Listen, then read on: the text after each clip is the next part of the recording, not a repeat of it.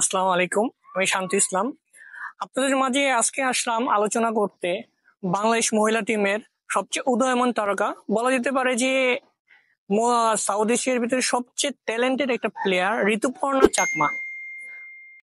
ঋতুপর্ণা চাকমা জন্মগ্রহণ করে 30শে ডিসেম্বর 2003 সালে। তার অগ্রযাত্রা শুরু হয় 2012 সালে আপনার বঙ্গমাতা স্কুল টুর্নামেন্টের মাধ্যমে। সেখান থেকে তার ফুটবল যাত্রা শুরু।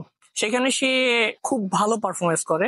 তার পদগতিতে সে 2015 সালে বিকেএসপিতে ভর্তি হয়। খুবই দুঃখজনক একটা ঘটনা, 2015 সালে তার বাবা মারা যায়।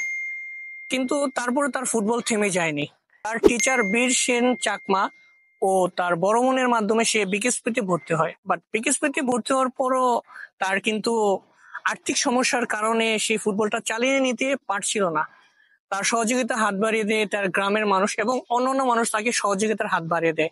এর ফলশ্রুতিতে সে আন্ডার 15 এর সুযোগ পায়। সেখানে সে অনেক ভালো পারফরমেন্স করে। তারপর আন্ডার 17, তারপর আন্ডার 19, দোনো জায়গায় সে খুবই ভালো পারফরমেন্স করে।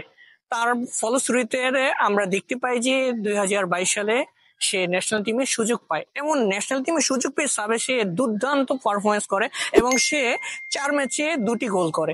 মহিলা টিম আপনার সাব চ্যাম্পিয়ন হয়।